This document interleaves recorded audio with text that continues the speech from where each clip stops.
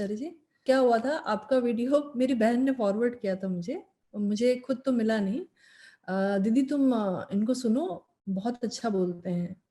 तो मैंने 1 video 2 video सुनना शुरू किया और एक फ्लो में सुनती ही चली गई। फिर मुझे लगा शायद ये भी फॉलो कर ही रही है, इसने मुझे दिया है तो फॉलो कर ही रही होगी।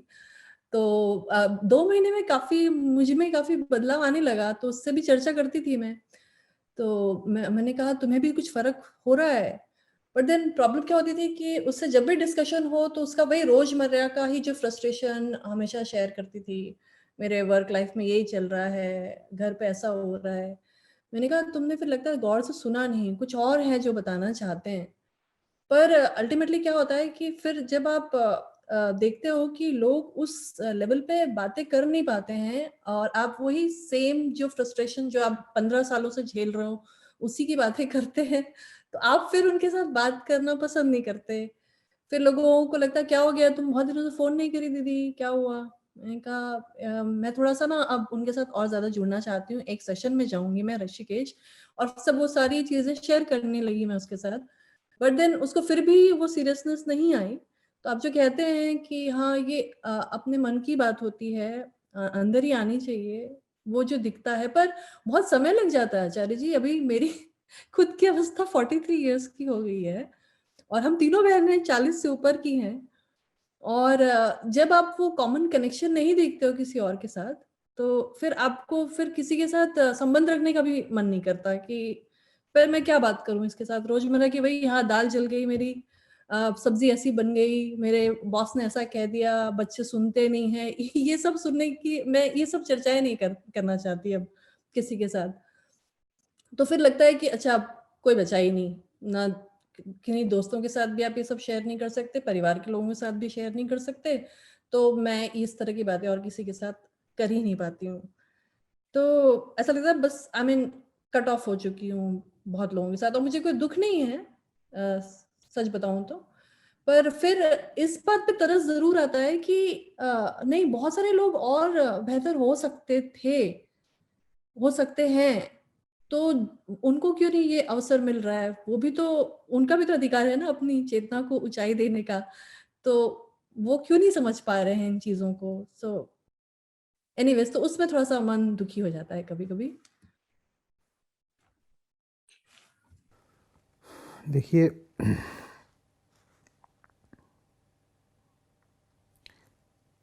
व्यक्ति का अपने युग पर, अपने जन्म की परिस्थितियों पर, अपने माहौल पर शुरू से ही तो नियंत्रण होता नहीं है।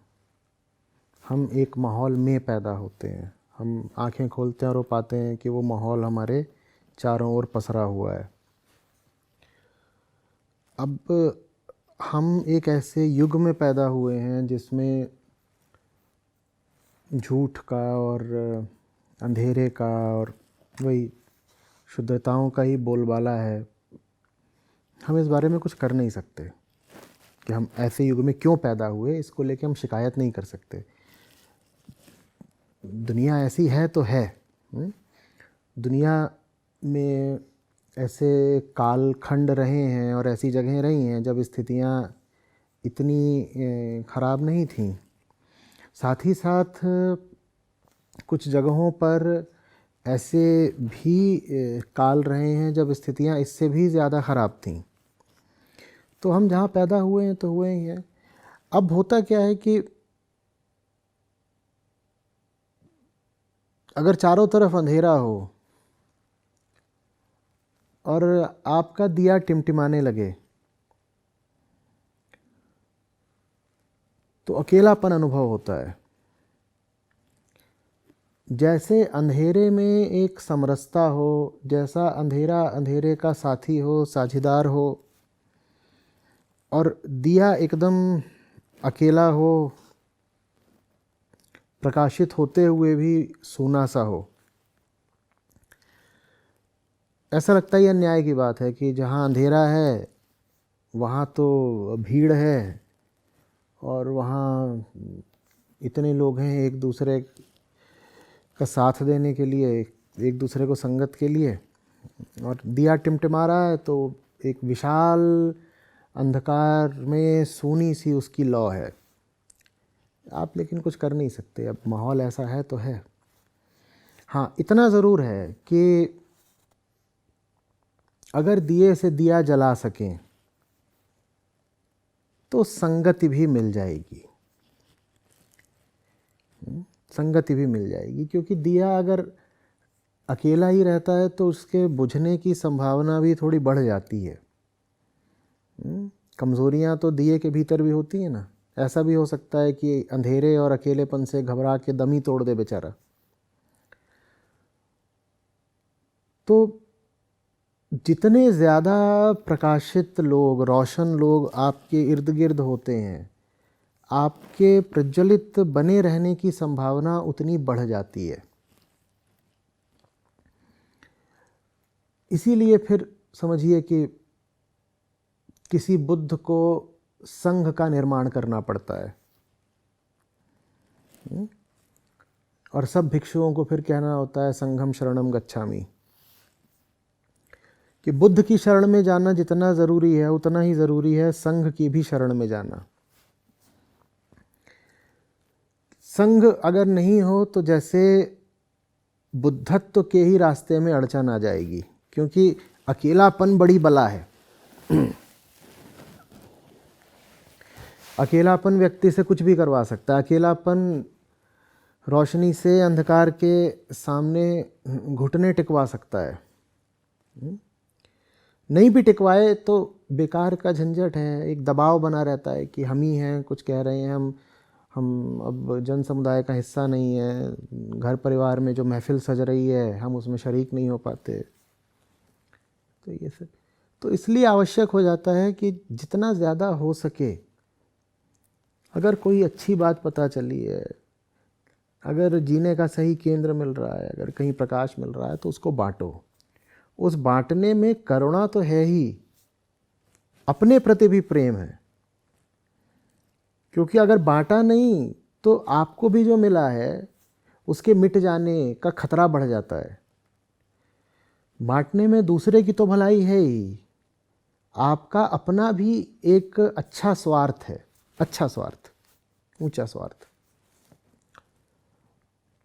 लेकिन अब वहाँ भी अड़चन हो जाती है ना। बात जितनी सच्ची होती है उतनी ही खतरनाक होती है। लोग बांटने से डरते हैं, लोग बांटने से डरते हैं। हमारे साथ लाखों लोग हैं ऐसे जो स्वयं पढ़ते रहते हैं या देखते रहते हैं, लेकिन बांटने से बहुत डरते हैं, बहुत ज़्यादा। उनको बड़ा डर रहता है कि किसी को ये पता ना चल जाए कि मैं इस तरह का कुछ खतरनाक साहित्य पढ़ रहा हूँ। तो एक आए थे, वो बोले कि आपका अगर मैं कुछ देख लेता हूँ, पढ़ लेता हूँ, तो ब्राउज़र में जाके हिस्ट्री डिलीट करता हूँ। ये तो छोड़ दो कि वो टैब खुला छोड़ दिया मैंने, मैं हिस्ट्री तक डिलीट करता हूँ। किसी को कानो कान पता नहीं चलना चाहिए। मैं कुछ भी और देख लूँ, मैं दुनिया की कुछ घटिया से घटिया चीज़ देख लूँ, मैं ये देख लूँ कि बम कैसे बनाना है, मैं पॉर्न देख लूँ, मैं कुछ देख लूँ, मुझे उसको छुपाने की कोई बहुत ज़रूरत नहीं होती। लेकिन अगर आपकी बात मैं सुन रहा हूँ तो कम से कम घर में ही पता लगना चाहिए। अभी पिछला ही शिविर हुआ था, उसके बाद पिछले शिविर के जब वीडियो प्रकाशित होने लगे तो 5-7 लोगों के अनुरोध आ गए कि हमारे चेहरे को ब्लर कर दीजिएगा। वो सब ब्लर किए भी गए हैं। जितने लोग कहते हैं ब्लर कर दो, हम कर देते हैं, लो भाई करे देते हैं, तुम जानो तुम्हारा कर्म जाने।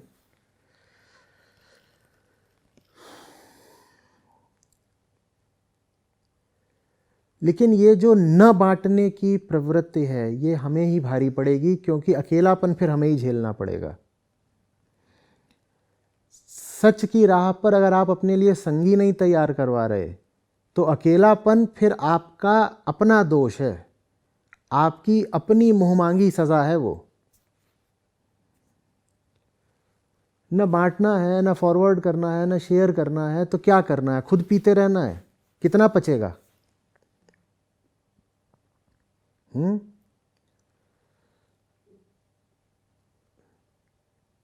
लोग एक दूसरे से कुछ भी बताने को तैयार हो जाते हैं। मैं सबकी नहीं बात कर रहा, आपको भी आपकी बहन से मिला है तो कुछ लोग निश्चित रूप से होते हैं जो अग्रेसित करते हैं, लेकिन ज़्यादातर लोग, और मैं कह रहा हूँ लाखों ऐसे हैं जिनका ऐसा ही है कि किताबें भी ले जाते हैं तो उसको अखबार में या किसी और कागज़ में लपेट के ले जाते हैं। तो ये सब वारदातें बिल्कुल असली हैं, कोई इसमें मनगढ़ंत नहीं।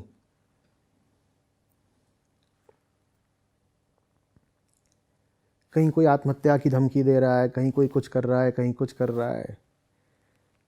कुछ भी हो जाए, इस आदमी से बच कर रहो।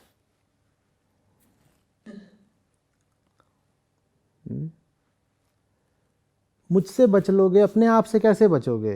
अपनी ज़िंदगी तो जीनी है ना।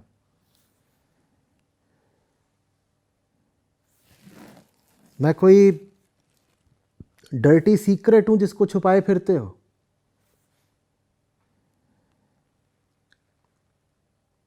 सच की तो डुगडुगी बजती है, डंका बजता है, और यहाँ नाम लेने से भी घबराते हो। तो नतीजा आपको ही भुगतना पड़ेगा अगर आप नाम भी नहीं ले सकते हैं तो। आप ऐसे ही लोगों से घिरे रहेंगे जो बस झूठ का ही नाम लेते हैं। आप अगर ऐसे युग में पैदा हुए हैं जिसमें सब झूठ के ही नाम लेवा हैं, तो नए दिए जलाने की जिम्मेदारी तो आपकी ही है ना। और आप अगर नहीं जलाएंगे तो एक अकेला या 5 अकेले कितना कुछ कर लेंगे। आप उसमें ना समर्थन देंगे ना सहयोग देंगे। ये कोई मेरा व्यक्तिगत एजेंडा है क्या? ये बात मैं आपसे नहीं बोल रहा हूँ, सबसे बोल रहा हूँ जो देख रहे हैं।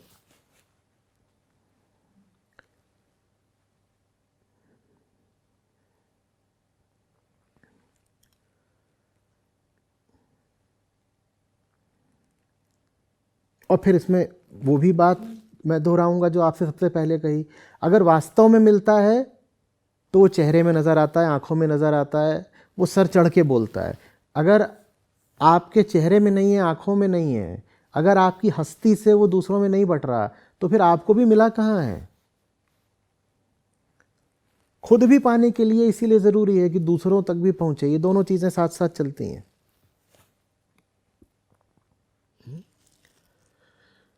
इस अकेलेपन से घबराइए नहीं, इसको एक जिम्मेदारी मानिए।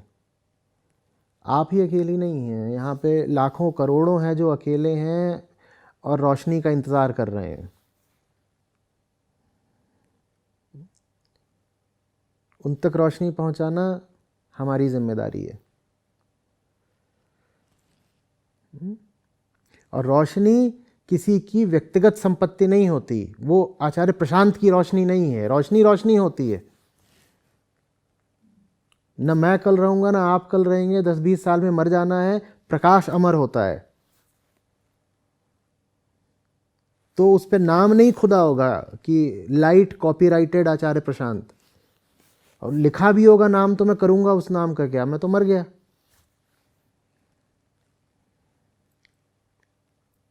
आपको मेरा संदेश नहीं दूसरे तक पहुंचाना है, मेरे लिए नहीं करना है, मैं कोई नहीं हूं।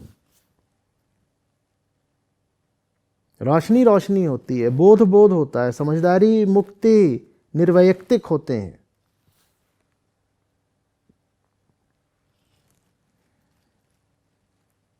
आप मेरा प्रचार नहीं कर रहे होंगे, आप वो कर रहे होंगे जो करना उचित है, सम्यक है, धर्म है, जिसमें प्रेम है।